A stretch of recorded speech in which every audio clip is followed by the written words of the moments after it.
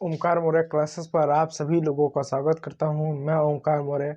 जैसा कि हम कक्षा 10वीं का नागरिक शास्त्र का जो थर्ड चैप्टर है लोकतंत्र और विविधता, इस चैप्टर को हम पढ़ रहे थे और इस चैप्टर में अब तक हमने 3 पार्ट कंप्लीट करा दिया। मैं उम्मीद करूंगा आप लोगों से जो आज का चौथा चैप्टर है यह आपके लिए बहुत ही ज़्यादा उपयोगी, बहुत ही ज़्यादा सुंदर और बहुत ज़्यादा पसंद होने वाला ये पार्ट रहेगा, ये चैप्टर रहेगा। मैं उम्मीद करूंगा और कंटेंट में किसी भी प्रकार की आपको कोई प्रॉब्लम ना हो। तो आज का ये जो चैप्टर है लोकतंत्र और विविधता का चौथा पार्ट, जिसमें अब तक हमने 3 लेक्चर हमने कंप्लीट करवा दिया है और मैं उम्मीद करूंगा कि आज के पार्ट में ये जो आपका चैप्टर है ये पूरी तरह से समाप्त हो जाए, 5वां पार्ट बनाने की जरूरत ना पड़े और इसी पार्ट में आपकी सारी चीज़ें इस चैप्टर से संबंधित जितने भी टॉपिक हैं सभी समाप्त हो जाए। तो देर ना करते हुए आज के इस सेशन को, आज के इस क्लास को शुभारंभ करते हैं। और क्लास स्टार्ट करने से पहले मैं आप लोग को एक जरूरी जानकारी दे दूं।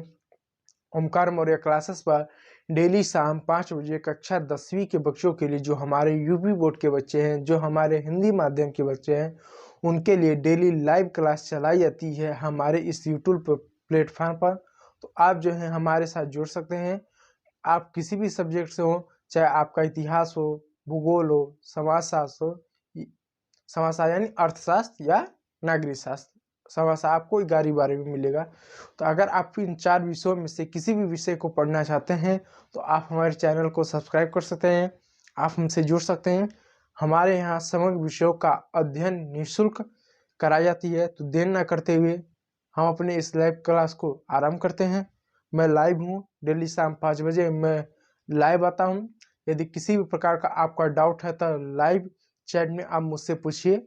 और किसी भी प्रकार का कोई और फिर भी डाउट रहता है, जो बच्चे रिकॉर्डेड वीडियो देखते हैं उनके लिए सजेशन है, जो सलाह है उनके ऊपर कि आप यदि रिकॉर्डेड वीडियो देख रहे हैं, यदि किसी भी प्रकार का डाउट हो तो कमेंट सेक्शन में ज़रूर पूछें, मैं उसका आपको रिप्लाई करूंगा। तो देर ना करते हुए अपने इस सेशन को स्टार्ट करते हैं। हमारे साथ जो जुड़े हैं वो जुड़े रहें और बने रहें। चलिए, तो जैसा कि दोस्तों कल के वीडियो लेक्चर में हमने ये बताया कि जो विविधता है, चाहे छोटा देश हो चाहे बड़ा देश हो, हर देश में विविधता मिलती है, चाहे धर्म के आधार पर, जाति के आधार पर, नस्ल के आधार पर इत्यादि के आधार पर आपको देखने को मिलती है। और ये जो विविधता है ये लोकतंत्र को प्रभावित करती है। जैसे मैंने बताया कि लोकतंत्र में जब राजनीतिक पार्टियां होती हैं, बहुत सारी राजनीतिक पार्टियां होती है और उन सभी राजनीतिक पार्टियों में सत्ता को लेकर एक होड़ हो जाता है, एक दौड़ हो जाता है, सत्ता के लिए संघर्ष होता है, सरकार में जाने के लिए संघर्ष होता है और बाद में यही विविधता राजनीतिक प्रतिद्वंद्विता बन जाती है, राजनीतिक प्रतिद्वंदिता बन जाती है, जिसमें राजनीतिक पार्टियां सत्ता पाने के लिए एक दूसरे से संघर्ष, एक दूसरे से द्वंद्व करने लगती है, एक दूसरे से लड़ने लगती हैं।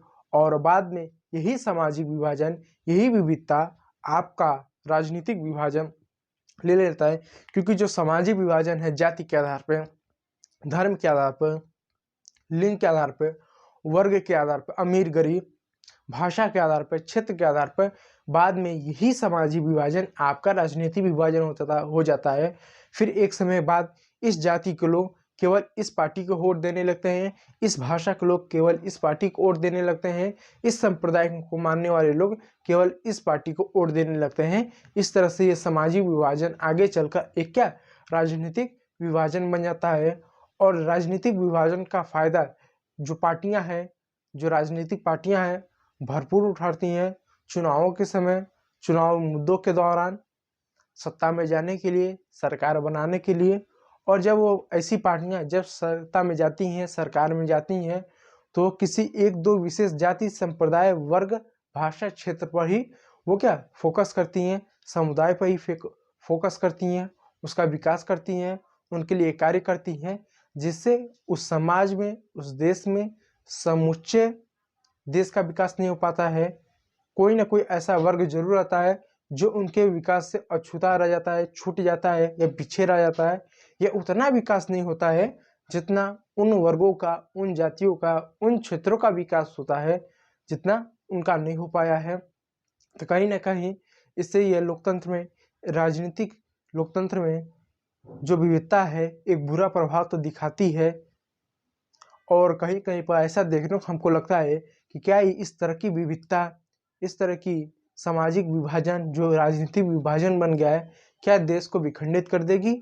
देखने को तो ऐसा लगता है, लेकिन समानता ऐसा परिणाम नहीं होता है, क्योंकि जो भारत का संविधान है, हमने अपने भारत के संविधान में भाषा के आधार पर, धर्म के आधार पर, इन सभी के आधार पर हमने अल्पसंख्यक को दर्जा दिया है कि ये भाषाई अल्पसंख्यक है, ये धार्मिक अल्पसंख्यक है, या ये अल्पसंख्यक है। और उनके सुरक्षा की बात हमने कही है, हमने उनके विकास की बात कही है, उनकी ज़रूरतों की बात कही है, उनके बुनियादी हितों की हमने बात कही है, जिससे कोई भी राजनीतिक पार्टी किसी भी स्तर में अगर सत्ता में जाती है, सरकार में जाती है, चाहे केंद्र स्तर पे या राज्य स्तर पे या स्थानीय स्तर पे, तो उनके विकास को अवहेलना नहीं कर सकती है। लेकिन फिर भी व्यवहारिक रूप में कुछ न कुछ राजनीतिक पार्टियां या बहुत सारी राजनीतिक पार्टियां ये सामान्यता करती हैं। तो आज हम इसमें ये जानेंगे और जानने का प्रयास करेंगे कि ये जो लोकतंत्र और विविधता नाम का ये जो आपका जो चैप्टर है, इस चैप्टर में किस तरीके से विविधता जो है लोकतंत्र को पूरी तरह से प्रभावित करती है, और इससे क्या दुष्परिणाम होते हैं, और हम इससे कैसे बच सकते हैं, इसके हौड़ से कैसे बच सकते हैं, यानी दौड़ से कैसे बच सकते हैं। तो एनसीईआरटी ने कल एक आपको एग्जाम्पल दिया था, जो एग्जाम्पल आपका ब्रिटेन, उत्तरी आयरलैंड और आयरलैंड गणराज्य का था, जिसमें ये बताया गया था कि जो उत्तरी आपका आयरलैंड था, जहाँ पर प्रोटेस्टेंट लोग रहते थे, जिनकी आबादी उत्तरी आयरलैंड की 53% थी, जबकि जो ब्रिटेन है उस ब्रिटेन की आबादी में कैथोलिक थी, जिनकी आबादी 44% थी। जो उत्तरी आपका आयरलैंड था, वहाँ के लोग कि वो प्रोटेस्टेंट अपने आप को एक जाति का, एक संप्रदाय का, एक वर्ग का मानते थे, और वो क्या एक दूसरे देश के साथ जुड़ना चाहते थे। अगर भारत के संदर्भ में अगर हम कहें समझाने के लिए, वास्तव में ऐसा है नहीं। जैसे मान लीजिए पश्चिम बंगाल है, पश्चिम बंगाल के अधिकांश आबादी बांग्ला भाषा बोलती है, जबकि बांग्लादेश के लोग भी बांग्ला भाषा बोलते हैं। है वो एक इस्लामिक देश, लेकिन वहाँ की जो आबादी है वो जो है बांग्ला भाषा बोलती है। अगर कल को पश्चिम बंगाल के लोग ये कह दें कि हम तो बांग्ला भाषा बोलते हैं, भारत के साथ तो हमारा विकास नहीं है, हालांकि विकास है, अगर बोल दे कि हमारे भारत के साथ हमारा विकास नहीं है, और हमको लगता है कि बांग्लादेश में यदि हम मिल जाएं तो वो भी बांग्ला भाषा बोलते हैं, हम भी बांग्ला भाषा बोलते हैं, शायद हमारा विकास हो सके। अगर वो ऐसी इच्छा व्यक्त करें कि हम बांग्लादेश में हमको मिला दो, हमारी सीमा हमको जाने दो, तो सरकार बिल्कुल ऐसा नहीं चाहेगी, या भारत के जो अन्य राज्य हैं वो तो पूरी तरह से विरोध करेंगे कि अगर आप एक व्यक्ति हो, अगर अपनी नागरिकता छोड़ के यदि आप बांग्लादेश में जाना चाहते हो तो जा सकते हो, हमें आपत्ति नहीं है। लेकिन हम अपनी भौगोलिक सीमा को, अपनी संप्रभुता को हम बांग्लादेश को बिल्कुल नहीं देंगे, बिल्कुल नहीं दे सकते हैं, तो विरोध करेंगे। और वहाँ के लोग को लगता है कि हम जो कि बांग्ला बोलते हैं और बांग्लादेश में रहेंगे तो हमारा विकास होगा। तो कुछ ऐसा ही क्या, जो उत्तरी आयरलैंड के जो प्रोटेस्टेंट लोग थे, उनको लगता था कि ये जो आयरलैंड जो गणराज्य अगर उसके साथ मिल जाए, क्योंकि वहाँ के लोगों के भी हमारे वर्ग, हमारी जाति, हमारे ही अपने जैसे ही लोग हैं, अगर हम उनके साथ मिल जाए तो हमारा विकास होगा। उनके मन में इस तरह की अवधारणा आ गई थी, इसलिए वह जिस देश का, जिस समाज का, जिस समुदाय का वो हिस्सा थे, उससे वो अलग होना चाहते थे। जबकि उसके तुलना में जो दूसरे लोग थे जिनसे वो अलग थे, वो उनको अलग नहीं करना चाहते थे। जैसे पश्चिम बंगाल अगर हमसे अलग हो, बांग्लादेश में जाना चाहेगा, तो बाकी भारत का उसको पूरा विरोध करेंगे कि नहीं, हम नहीं जाने देंगे, तुमको जो भी समस्या, अपनी समस्या बताओ, समाधान किया जाएगा, आपका भी विकास हो, हमारा भी विकास हो। लेकिन भाई किसी भी शर्त में आपकी भाषा बांग्ला है और बांग्लादेश की भाषा भी बांग्ला है, हम आपको उनको सौंप दें या आप उनमें विलय हो जाओ, मिल जाओ, अपनी स्वतंत्रता दे दो, अपनी संप्रभुता दे दो, हम क्या बिल्कुल स्वीकार नहीं कर सकते। ऐसा ही क्या ब्रिटेन के लोगों ने कहा, क्या उत्तरी आयरलैंड का बिल्कुल नहीं हम ऐसा कर सकते। तो इसके लिए ब्रिटेन और उत्तरी आयरलैंड में एक हिंसा हुई, एक मारकाट हुआ 1998 में, जिससे बड़े पैमाने पर लोग मारे गए, सेना के लोग मारे गए, अधिकारी मारे गए, लोग मारे गए। और 1998 में एक संधि हुआ, जिसमें कुछ प्रावधान किया गया कि आपकी जितनी भी समस्या, आप अपनी समस्या बताओ, आपको क्यों लगता है कि आपका विकास नहीं होगा, ये नहीं होगा। तो किसी तरीके से क्या, इस हिंसा तो हुआ, लेकिन देश जो टूटने वाला था वो देश नहीं टूटा, और उत्तरी आयरलैंड और ब्रिटेन मिलके ये एक हुए, और इन्हीं को संयुक्त, यानी जो आपका उत्तरी आयरलैंड, या आपका उत्तरी आयरलैंड है और ये आपका ब्रिटेन है, जब ये दोनों मिलते हैं तो इन्हीं के मिलन को हम क्या बोलते हैं, ग्रेट ब्रिटेन। और ग्रेट जो ब्रिटेन है आपका, ये क्या है, वर्तमान में आपका एक देश है। तो ये क्या, उत्तरी आयरलैंड और ब्रिटेन ये दोनों मिलेंगे तो इनको मिलन को हम कहेंगे कि ग्रेट ब्रिटेन है, और इसी ग्रेट ब्रिटेन जो है वर्तमान में आज देश है जिसको हम ग्रेट ब्रिटेन के नाम से जानते हैं। ठीक है, तो यहाँ पर क्या था, सामाजिक विभाजन था। सामाजिक विभाजन ने राजनीतिक विभाजन को भी रूप धारण कर लिया, क्योंकि यहाँ पर जो सामाजिक विभाजन था, यूनिलिस्ट नाम की एक पार्टी थी जो प्रोटेस्टेंट लोगों का समर्थन करती थी कि चलो हम ये तरह के दिखते हैं तो हम ये तरह के देश से हम मिल जाए। यहाँ पे एक यूनियनिस्ट पार्टी थी, समर्थन करती थी, जबकि बी नाम की जो पार्टी थी, जो नेशनलिस्ट पार्टी थी, वो कहती थी हम दोनों साथ ही रहेंगे, हम बिल्कुल अलग नहीं हो सकते, भले आप उनकी तरह दिखते तो आप उनकी मिल जाए, आप हमारे साथ हो, आप हमारे समुदाय के हिस्सा, आप हमारे समाज के हिस्सा हो, बिल्कुल नहीं अलग सकते। अलग होने से किसी का विकास नहीं है, एक होने दिया। और 1998 खूब हिंसा हुई, लेकिन बाद में संधि हुई, लोग एक दूसरे को समझे, लोगों ने एक दूसरे की विचारधारा को माना, और अंत में सहमति हुई और हिंसा समाप्त हुआ। और ये दोनों के मिलन से आज एक ग्रेट ब्रिटेन, उत्तरी आयरलैंड और ब्रिटेन के मिलन से एक देश बना, जिसको हम ग्रेट ब्रिटेन कहते हैं। ग्रेट ब्रिटेन ये दो क्षेत्रों के मिलन से बनता है। अगर उत्तरी आयरलैंड को हटा दें तो केवल ये ब्रिटेन ही रहेगा, ग्रेट ब्रिटेन नहीं रहेगा।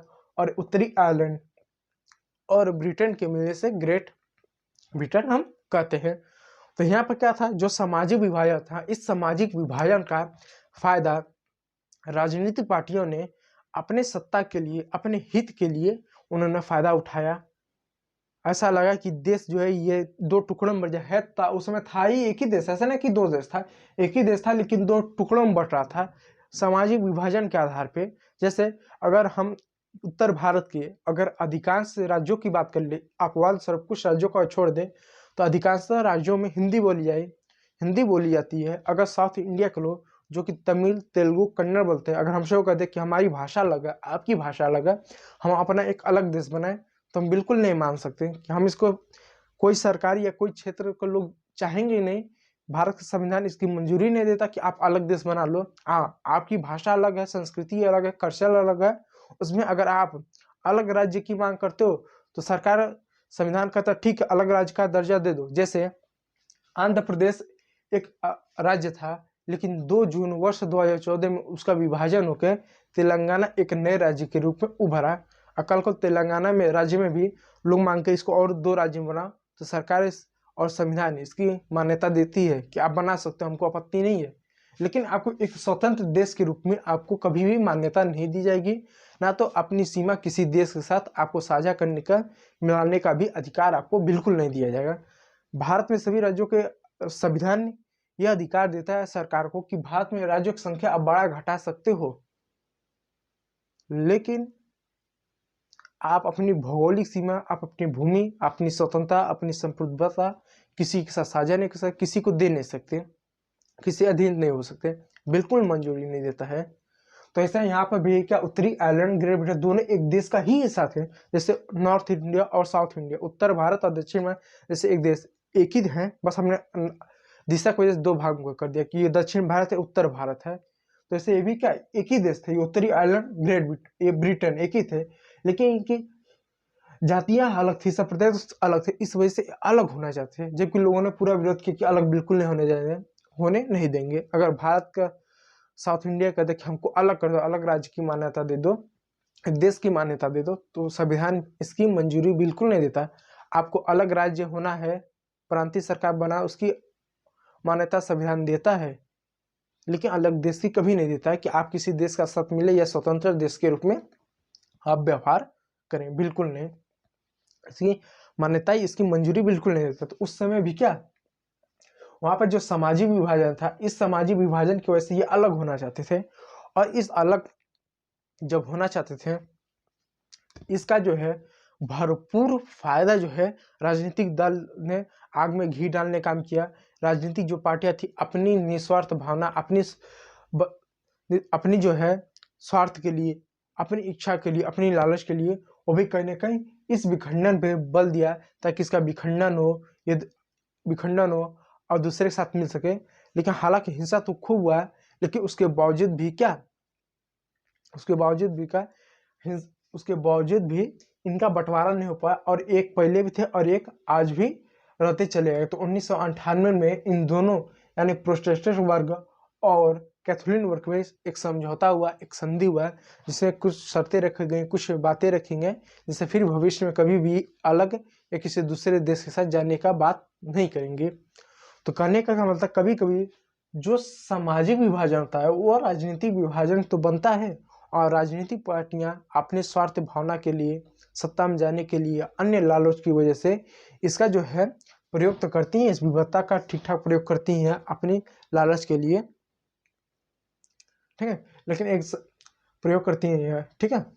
तो यहाँ पे ये जो उदाहरण दिया था उत्तरी आयरलैंड का और जो है ब्रिटेन का, कि कैसे ये अलग होना चाहते थे, एक होते हुए भी अलग सामाजिक बनावट की वजह से, विविधता के अलग होना चाहते थे, फिर भी उनको रोका गया, एक हुए, और 1998 से लेते फिर कभी ये मुद्दा नहीं उठा, और आज भी ग्रेट ब्रिटेन के नाम से क्या ये जानते, इनकी पहचान बनी है और ये साथ रहते चले आ रहे हैं।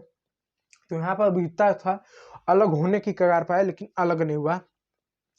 अब एक दूसरा इसमें एक देश दिया है, बी नाम का एक दूसरा देश दिया है, जिसको हम युगो जिसमें एक देश है युगोस्लाविया, युगोस्लाविया नाम का एक देश है, जहाँ पर भी यही समस्या थी, जहाँ पर धर्म के आधार पर और जाति के आधार पर, यानी सांप्रदायिकता और जाति के आधार पर किस तरह से युगोस्लाविया में हिंसा हुआ, दंगे हुए, सब कुछ हुआ, और किस तरह से वो विविधता की वजह से दो टुकड़ों में बट गया, दो टुकड़ों में विभाज हुआ। यहाँ पर तो हिंसा हुआ, लोगों ने तो मांग की इन्होंने कि साथ नहीं रहना, हमको हम इनके जैसे नहीं दिखते या हमारे जैसे नहीं दिखते, तो साथ क्यों ना, हमको हम उनके साथ रहेंगे जो हमारे जैसे दिखते हैं, जिनकी संस्कृति, जिनकी वेशभूषा, भाषा इत्यादि हमारे जैसे है, हम उनके साथ रहेंगे। लेकिन 1998 संधि करके माना लिया कि भले आप और हम एक जैसे नहीं है, भले हम और आप एक जैसे नहीं दिखते हैं, भले हम और आप एक जैसी भाषा नहीं है, फिर भी हम साथ रह सकते हैं, साथ रहेंगे तभी हमारा विकास होगा और सबको अधिकार दिया जाएगा। लेकिन वहाँ पर दूसरा देश जहाँ पर युगोस्लाविया है, जहाँ पर भी संस्कृति लोगों की अलग थी, धर्म लोगों का अलग था, जातियां लोगों का अलग था, वहाँ भी इसलिए कोई बात उठी कि तुम्हारी जाति अलग है, हमारी जाति अलग है, हमारा धर्म अलग है, तुम्हारा धर्म अलग है, इत्यादि यदि अलग है, हम इतने विविध, इतने अलग अलग प्रकार के हैं, तो यहाँ के लोगों ने भी आवाज उठाए कि भैया हमको तुम्हारे साथ बिल्कुल नहीं रहा, भाई हम आपके साथ बिल्कुल नहीं रह सकते, और जो कि अलग हो गए। इन्होंने भी तो प्रयास किया था अलग होने के लिए, लेकिन अलग नहीं हो पाए, नहीं अलग हो पाए, लोग अलग होने नहीं पाए।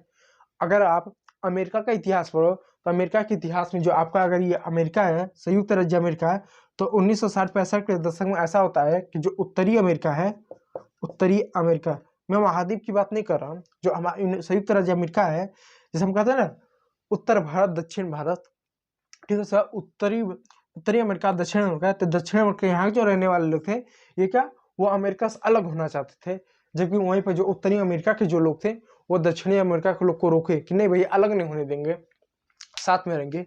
तो कभी काल हमारे समाज में आपको ऐसा देखने को मिला है कि जब विविधता गहरी हो गई, तो गहरी होने के बावजूद भी बहुत सारे लोगों ने प्रयास किया कि हम आपकी तरह नहीं दिखते हैं, आपकी तरह हमारा वेशभूषा नहीं है, खान पान नहीं है, तो हम आपके साथ क्यों रहें, हम खुद का अपना एक अलग देश बना लें, या हम उनके साथ रहें जिनके साथ हम रह सकते हैं, जिनके साथ हमारी वेशभूषा, भाषा है।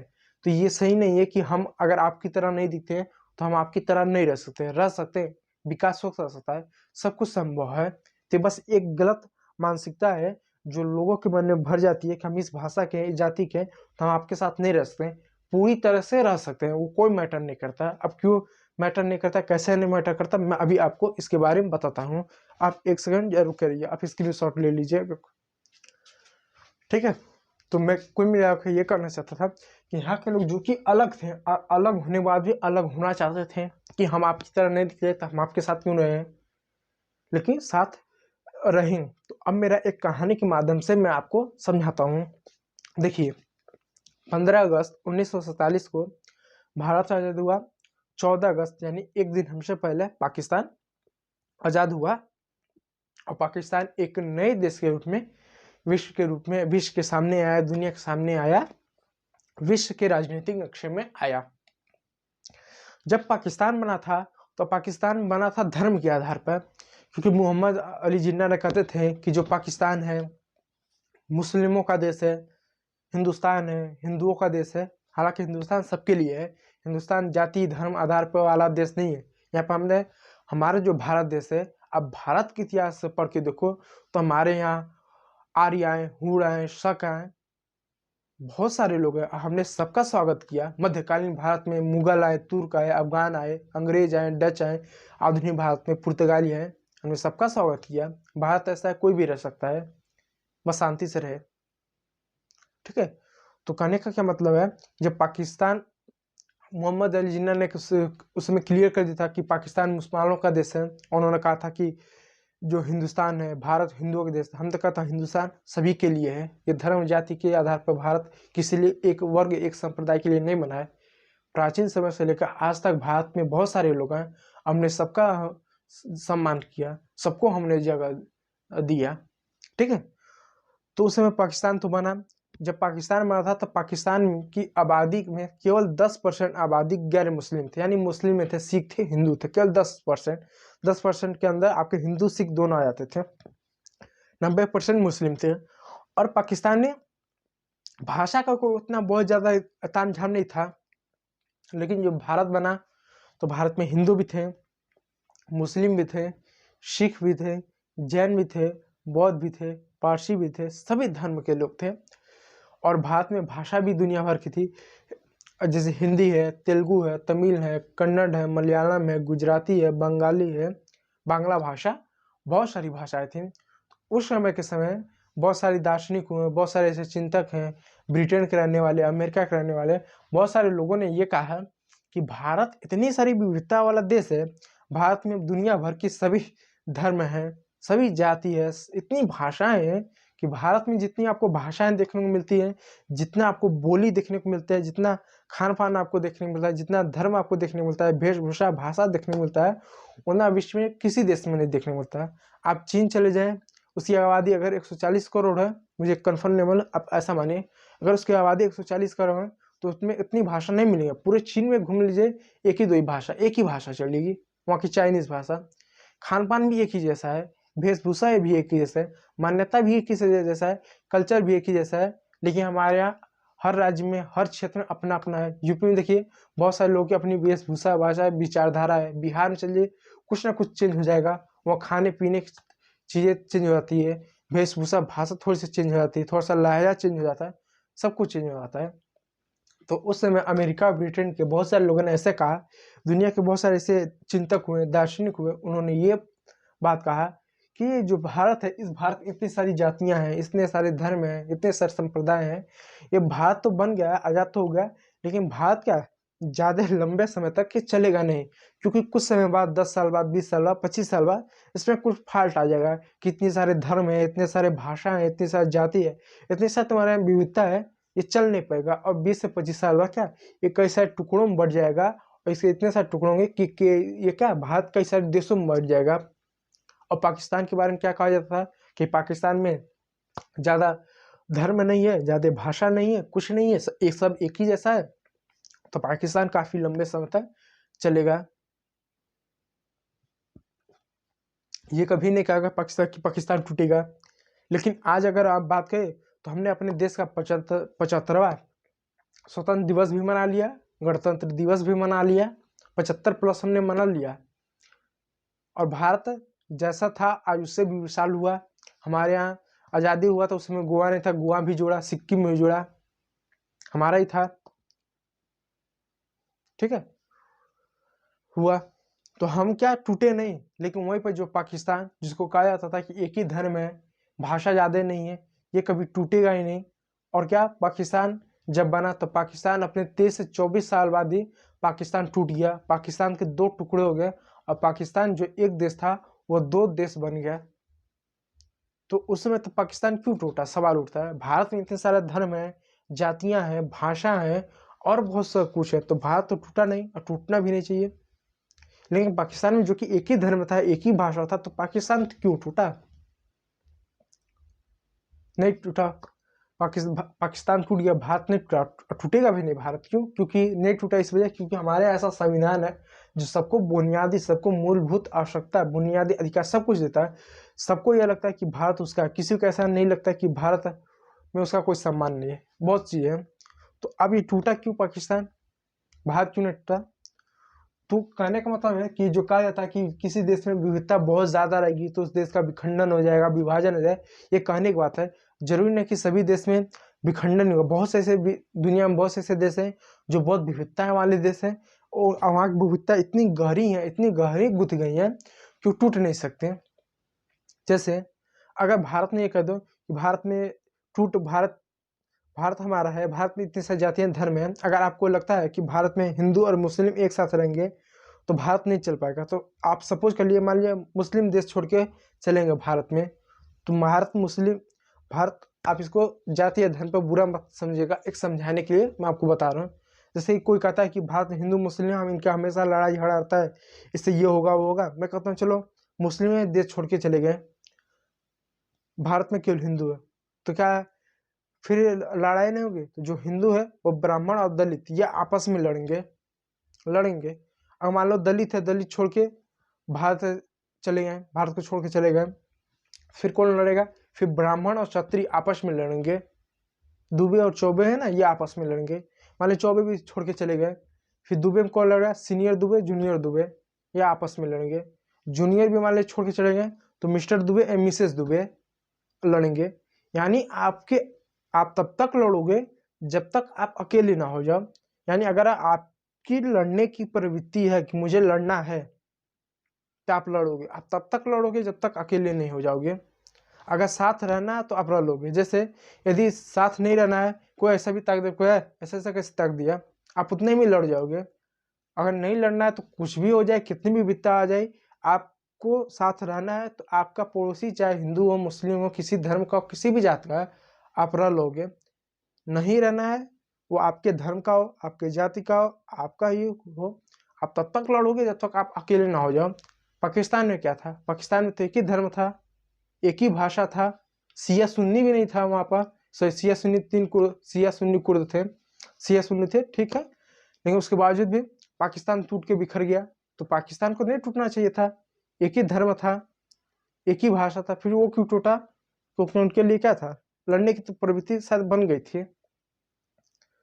तो भारत में क्या है, इतनी सारी भाषा है लेकिन धर्म के आधार पर, जाति के आधार पर, भाषा का लड़ने की प्रवृत्ति नहीं है हमारे यहाँ, किसी की भी नहीं है, इसलिए हम रह जाते हैं, इसलिए हम टूटता नहीं है। और जो कि जब हमारे यहाँ ऐसा संविधान है जो सबको एक साथ लेकर चलता है, किसी का अकेलापन या बुरा नहीं लगता है, कैसा नहीं, उसके साथ गलत व्यवहार हो रहा है। हमारे यहाँ अगर भाषा के आधार पर कोई अल्पसंख्यक है उसको भी हमने अधिकार दिया है, कोई धार्मिक अल्पसंख्यक है उसको भी हमने अधिकार दिया, हर तरह के हमने अधिकार दिए हैं, सबको दिया है।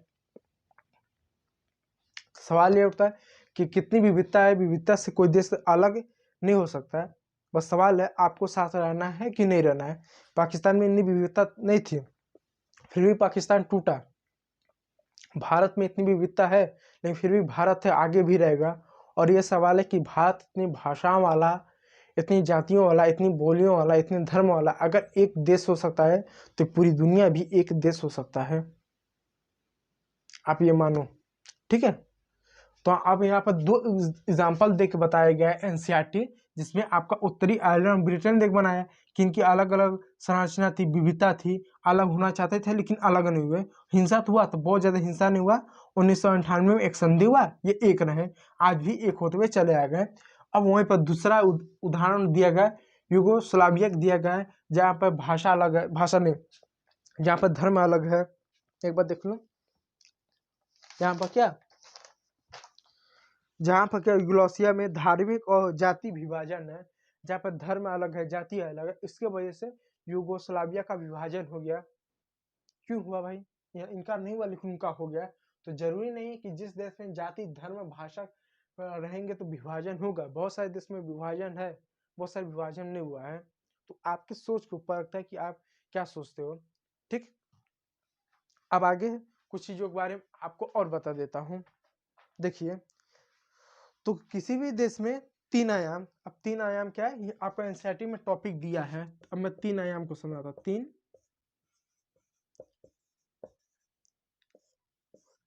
आयाम, ये तीन आयाम क्या, इसके बारे में सोचें। देखिए, किसी भी देश में चाहे कितनी भी विविधता हो, चाहे जाति को लेकर, चाहे धर्म को लेकर, कोई भाषा को लेकर, लिंग को लेकर, किसी भी चीज की कितनी भी विविधता हो, अगर उस देश में तीन चीजें हैं, तीन चीजों पर अगर पकड़ है, तीन चीजें मजबूत है, तो चाहे कुछ भी हो जाए उस देश का विभाजन नहीं हुआ है। चाहे कितने भी धर्म हो, कितने भी जात हो, या आप कोई देश बना दो, इसमें सभी धर्मों को लोग को लाकर रख दो, सभी भाषा रख दो, सभी भाषा रख दो, सभी भाषा रख दो, सभी धर्म रख दो, इसमें क्या, भाषा रख दो,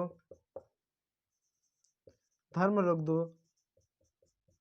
जाति रख दो, नस्ल रख दो, लिंग रख दो, सभी भाषा, सभी धर्म, सभी जाति, सभी नस्ल, सभी लिंग के लोग को रख दो। लेकिन अगर ये तीन चीजें पकड़ है, तीन चीजें ठीक है, तीन चीजों का अगर आपस में चेक एंड बैलेंस कर पा रहे हैं, अगर आप चेक एंड बैलेंस कर पा रहे हैं तो उसका विभाजन नहीं होगा, उसका विभाजन नहीं होगा।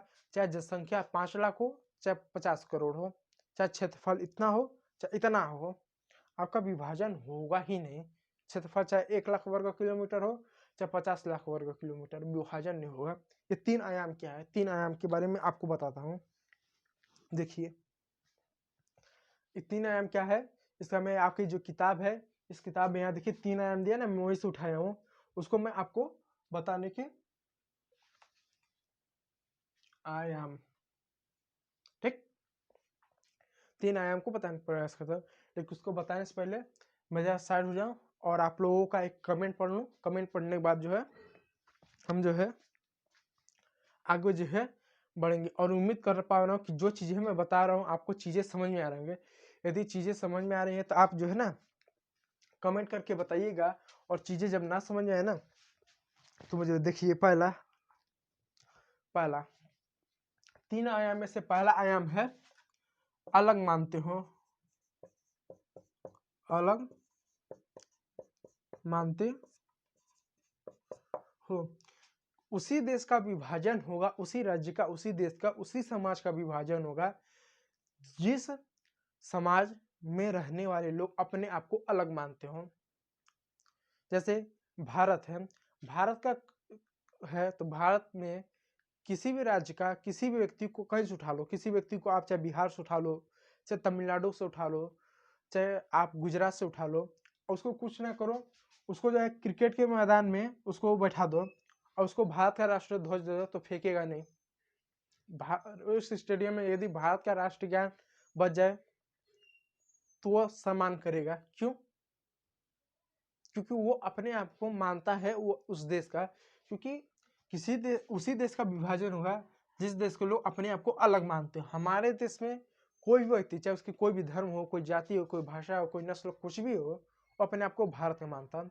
पहले वो अपने आप को एक भारतीय मानता है। हमारे देश में हर व्यक्ति अगर उसको राष्ट्रध्वज दिया जाए तो सम्मान करता है, राष्ट्रगान बजे तो उसका सम्मान करता है, राष्ट्रीय जो चिन्ह है उनका सम्मान करता है। यहाँ तक कि जो हमारे यहाँ 15 अगस्त और 26 जनवरी या 2 अक्टूबर जो है, इस दिन जो छुट्टियां दी जाती है या जो उत्सव मनाया जाता है, उसमें भी बड़े यहाँ पर लोग भागीदार लेते हैं।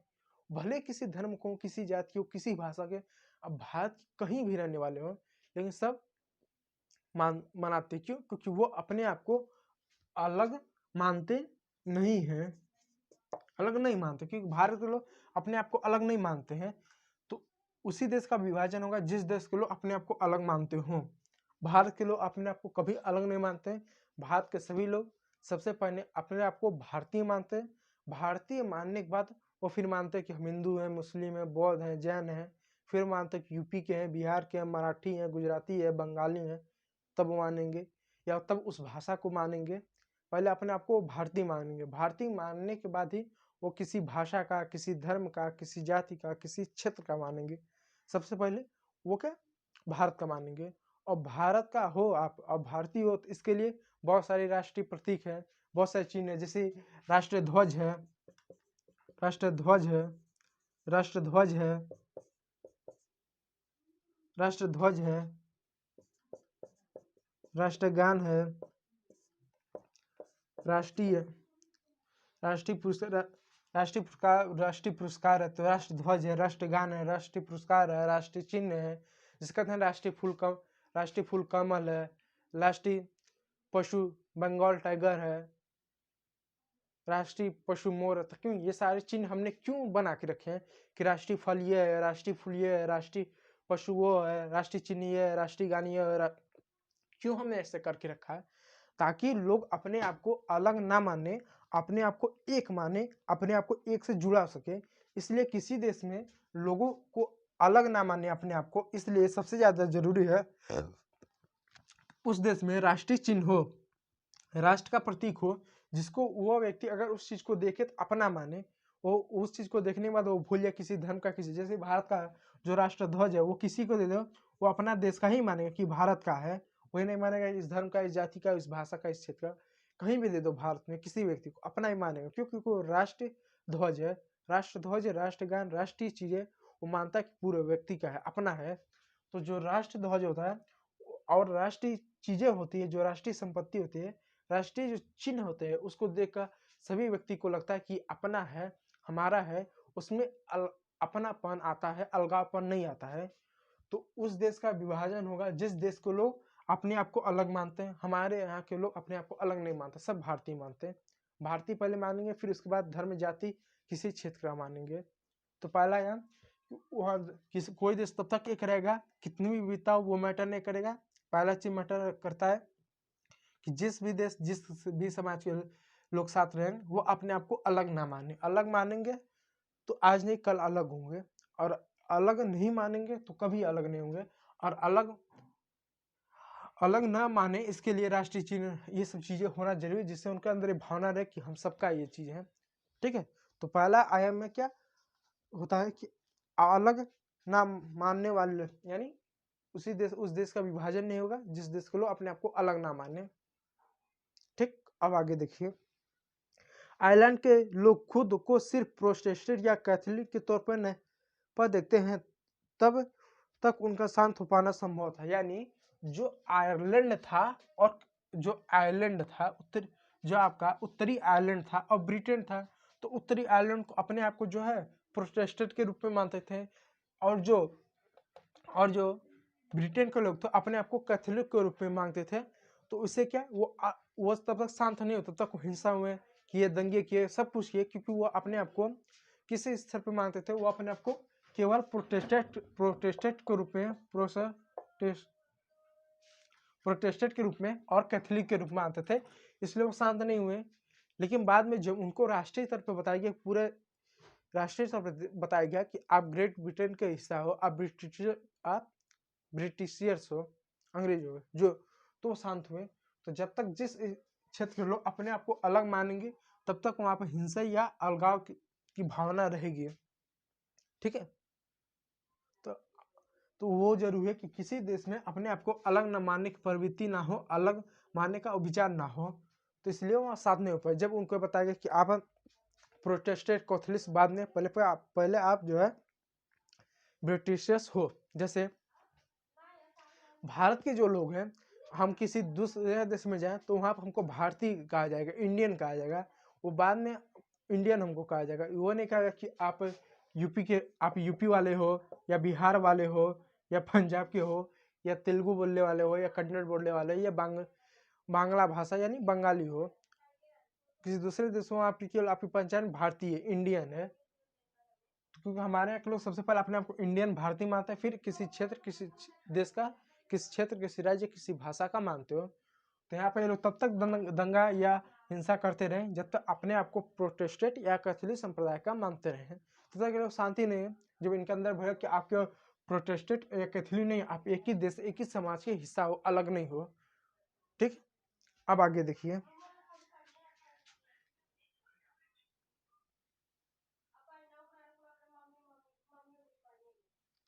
ठीक है, इसलिए किसी भी देश में क्या है कि अगर अपने आप को जो लोग अलग ना माने और एक माने, इसके लिए राष्ट्रीय पहचान हो, देश की पहचान हो, राष्ट्रीय चिन्ह हो। इसलिए हमारे देश में आपको इतनी सारी चीजें देखने को कि राष्ट्रीय फल ये है, राष्ट्रीय पशु ये है, राष्ट्रीय चिन्ह ये है, ठीक है, राष्ट्रीय नारा ये है, ये सब है राष्ट्रीय। सब क्यों दिया है? ताकि लोगों को एक राष्ट्रीय पहचान दी सके, राष्ट्रीय एक धरोहर दी जा सके, जिससे लोग एक दूसरे में गुथे इस वजह से, ताकि उनके अंदर अलग भावना ये ना हो सके। और जब तक अलग भावना नहीं होगा तब तक विभाजन नहीं होगा। इसलिए हमारे देश में ये राष्ट्रीय गान, राष्ट्रीय ध्वज, राष्ट्रीय फल, राष्ट्रीय फूल, राष्ट्रीय पशु, राष्ट्रीय ये नारा, ये सब दिया गया। ये सब दिया क्यों दिया गया? इस वजह से दिया गया ताकि लोग आपस में एक हो सके और कोई समस्या ना हो, ताकि वो अपने आप को पूरे देश का माने, ना कि किसी एक क्षेत्र, एक धर्म, एक जाति का माने।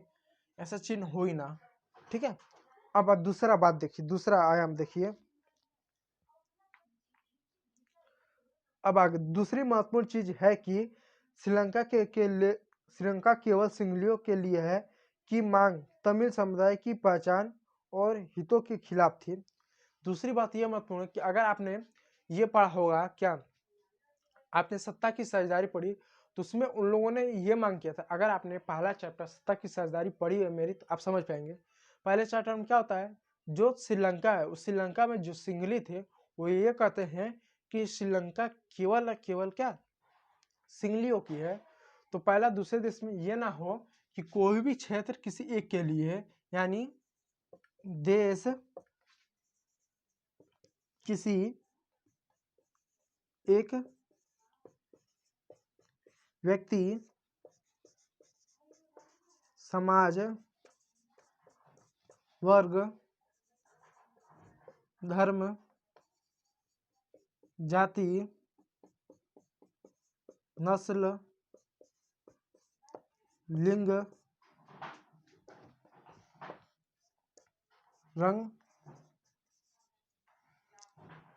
रंग, क्षेत्र इत्यादि के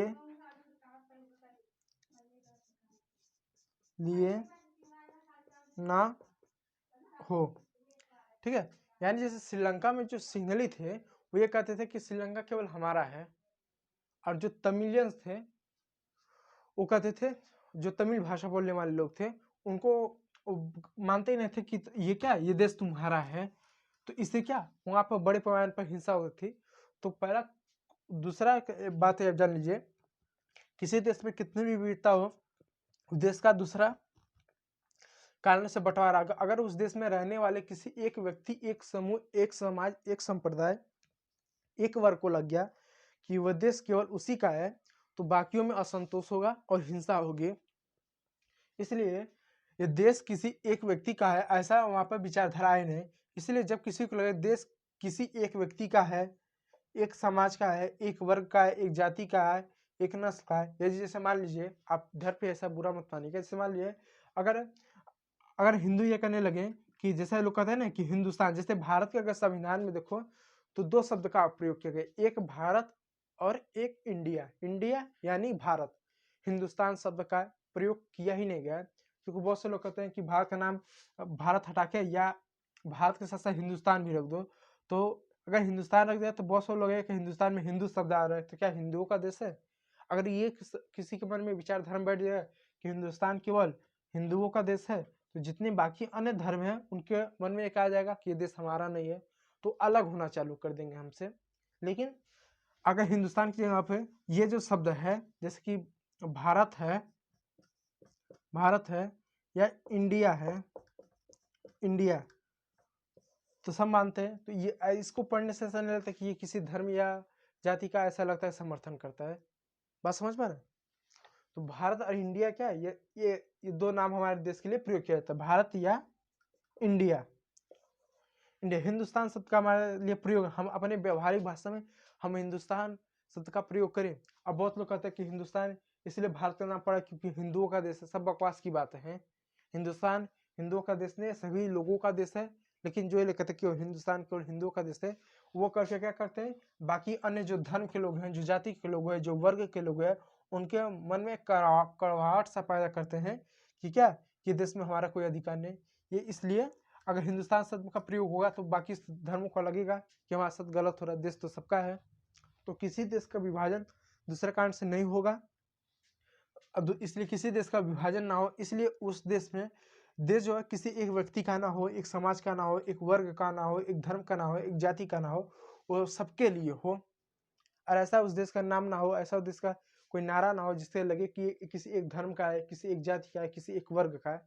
श्रीलंका में विभाजन अगर हो रहा था, उसमें दंगे हो रहे थे, क्योंकि वहां पर जो संगलित थे वो कहते तमिल केवल उन्हीं का है, उन्हीं का है जो तमिल सिंगल। वहां पर श्रीलंका के जो लोग थे बोलते थे, श्रीलंकाई जो सिंगली थे वो बोलते थे कि श्रीलंका केवल उन्हीं का है।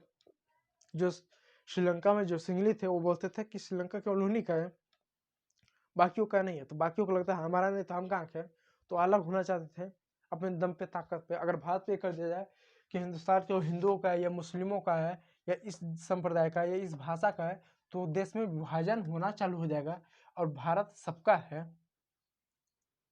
ठीक है, ये किसी एक व्यक्ति, एक जाति, एक संप्रदाय का नहीं है, इसको भी याद रखिएगा। ठीक है, ये सभी लोगों का है। तीसरा, अगर शासन सत्ता में साझेदारी करने को तैयार हो तो ताकत। दूसरा, कि जो सत्ता का जब बंटवारा इसमें हो। तीसरा चीज क्या होना चाहिए कि सत्ता का बंटवारा होना चाहिए। तीसरा चीज क्या है, तीसरा क्या, सत्ता का, सत्ता की साझेदारी, सत्ता की साझेदारी होनी चाहिए। साझे तीसरा क्या हो कि किसी देश में कितने भी विविधता हो, उस देश में तीसरा चीज होनी चाहिए कि सत्ता की साझेदारी हो, यानी सत्ता में सभी व्यक्ति को भाग लेने का अवसर मिले, चाहे किसी भी धर्म का हो, किसी भी जाति का हो, किसी का नस्ल का, सबको भागीदार मिलनी चाहिए। किसी भी क्या धर्म का हो, धर्म का हो, जाति में, इसको ऐसा लिख दें, सत्ता की साझेदारी, सत्ता की साझेदारी सबको मिलनी चाहिए, चाहे वो किसी जाति का हो, जाति का हो, धर्म का हो, भाषा का हो, लिंग का हो, वर्ग का हो, रंग का हो, नस्ल का हो, क्षेत्र का हो, क्षेत्र का हो, क्षेत्र का हो, क्षेत्र का हो, भाषा का हो, इत्यादि किसी भी चीज का हो, उसको का उन सबको सत्ता में साझेदारी मिलनी चाहिए। यानी हर व्यक्ति को सत्ता में साझेदारी मिली, यानी सत्ता में जाने का मौका मिले। सत्ता में जाने का मौका मतलब जैसे हमारे यहाँ सत्ता के 3 भागों में बांटा गया है, विधायिका, विधायिका, कार्यपालिका, कार्यपालिका और न्यायपालिका। तो हमारे यहाँ क्या हर व्यक्ति को क्या इसमें जाने का पूरा अवसर मिलना चाहिए। यानी विधायिका में, यानी जो सरकार है, चाहे केंद्र सरकार, राज्य सरकार या स्थानीय सरकार ही ले लो, हर व्यक्ति का चुनाव में वोट डालने का या इसमें भाग लेने का अधिकार होना चाहिए, चाहे किसी धर्म का हो, किसी भी जाति का हो, किसी भी भाषा का हो, किसी भी संप्रदाय को, सबको, चाहे अमीर हो चाहे गरीब हो, यानी किसी भी जाति का हो, चाहे ब्राह्मण हो चाहे दलित हो, किसी भी धर्म का, चाहे हिंदू हो चाहे मुस्लिम हो, चाहे किसी भी भाषा का हो, चाहे हिंदी बोलने वाला हो, चाहे तेलुगु बोलने वाला, चाहे तमिल बोलने वाला है, किसी भी लिंग का हो, चाहे पुरुष हो चाहे महिला हो, किसी भी वर्ग का हो, चाहे अमीर हो चाहे गरीब हो, चाहे अनपढ़ हो चाहे शिक्षित हो। ये क्यों ऐसा, चाहे गोरा हो चाहे काला हो, चाहे किसी भी नस्ल का हो, और चाहे किसी भी क्षेत्र का, चाहे यूपी का हो चाहे बिहार का हो, या किसी भी भाषा का हो, इधर लिख दिए। ठीक है, सबको अधिकार मिलना चाहिए सत्ता में जाने का, यानी विधायिका, कार्यपालिका, न्यायपालिका, किसी भी कहीं भी जाने का उसको अधिकार समान रूप से मिलना चाहिए, इससे वंचित नहीं किया जाना चाहिए।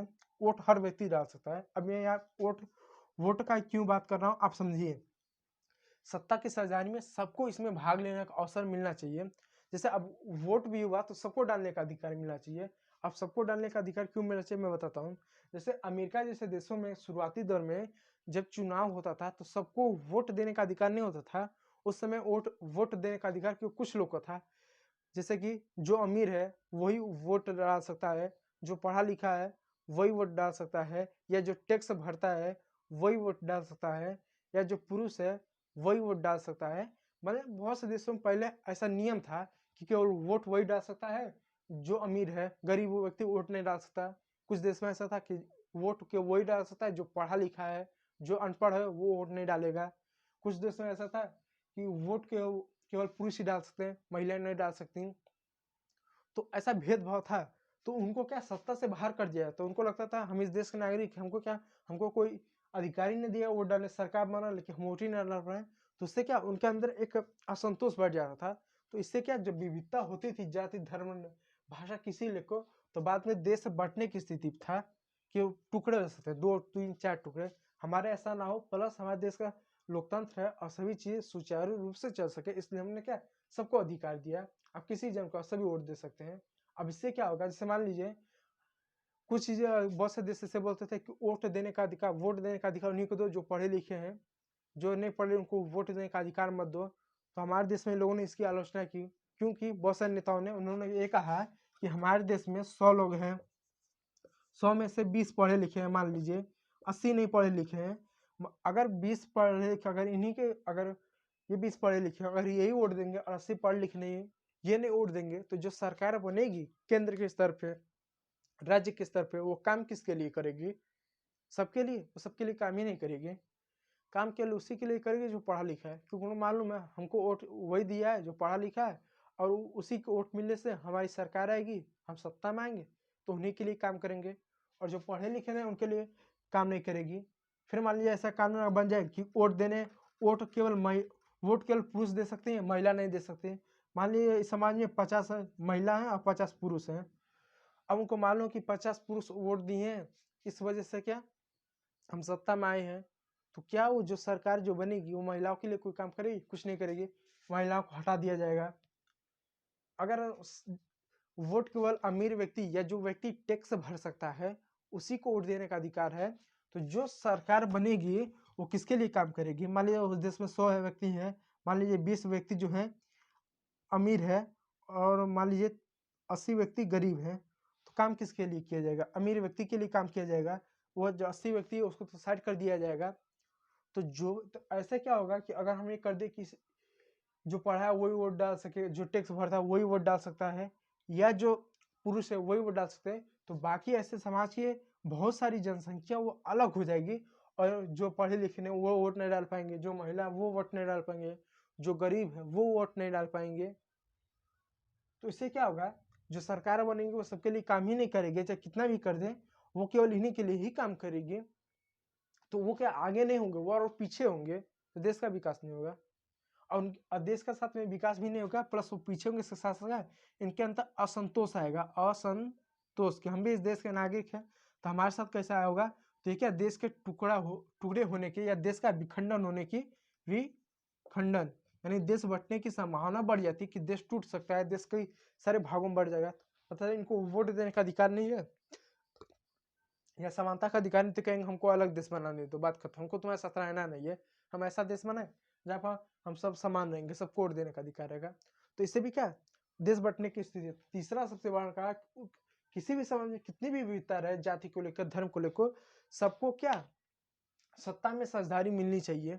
इन सब के आधार पर ना तो किसी नौकरी में देने में भेदभाव होनी चाहिए, ना तो वोट देने पर भेदभाव देना चाहिए, और ना तो किसी व्यक्ति पर इन सभी चीज को थोपना चाहिए कि अगर आप जो है तो कन्नड़ बोलते हो तो आपको हिंदी ही पढ़नी पड़ेगा या हिंदी ही बोलना पड़ेगा। क्यों? भारत सरकार ऐसा दबाव ही नहीं किसी के ऊपर देती है, आपकी मर्जी, आप जिस भाषा में पढ़ सकते हो उस भाषा में पढ़ो, जिस भाषा में आप पेपर देना चाहोगे उस भाषा में पेपर दे सकते हो।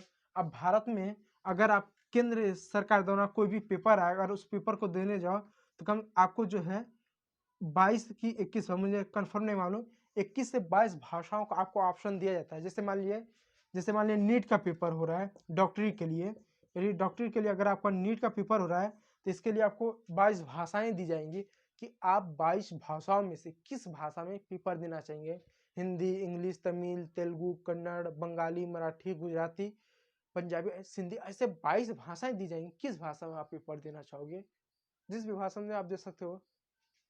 तो जो व्यक्ति हिंदी नहीं आता वो तेलुगु में दे सकता है, जिसको मराठी आता है वो मराठी भाषा में पेपर देगा, जिसको गुजराती आता है वो गुजराती भाषा में पेपर देगा। तो जिसको जो हिंदी नहीं आता है तो उसको ऊपर वो हिंदी थोपाएगा नहीं, जब थोपाएगा नहीं तो उसको क्या लगेगा कि हमारे साथ गलत नहीं होगा, तो क्या वो कभी अलग देश की मांग करेगा? अलग देश की कभी मांग ही नहीं करेगा, कि हमको क्यों अलग देश चाहिए जब हमको सुविधा मिल जा रही है। लेकिन हम ये कह दें कि भारत में कोई भी व्यक्ति पेपर दे वो हिंदी में दे प्लस इंग्लिश, ये दोनों भाषा में ही दे सकता है, हिंदी इंग्लिश में। जो अन्य भाषा के लोग हैं जैसे गुजराती, वो तो विरोध करेंगे क्योंकि अंग्रेजी इतनी अच्छी से आती नहीं, इंग्लिश अंग्रेजी अच्छी से आती नहीं है, हिंदी तो बिल्कुल नहीं आते, हमको तो गुजराती आती है, तो हम क्या करें? तो सरकार ने भाई पेपर तो 2 ही भाषा में देना पड़ेगा, या तो हिंदी या तो इंग्लिश। तो क्या हमको आती नहीं, इंग्लिश तो बिल्कुल नहीं आती, इंग्लिश थोड़ी बहुत आती है, हिंदी तो बिल्कुल नहीं आती, तो वो आप लोग का गुजराती को सरकार का नहीं करेगा, तो आप लोग अलग मांग करेंगे ना भाषा की वजह से कि हमारी भाषा को अलग देश बना दो, बात खत्म।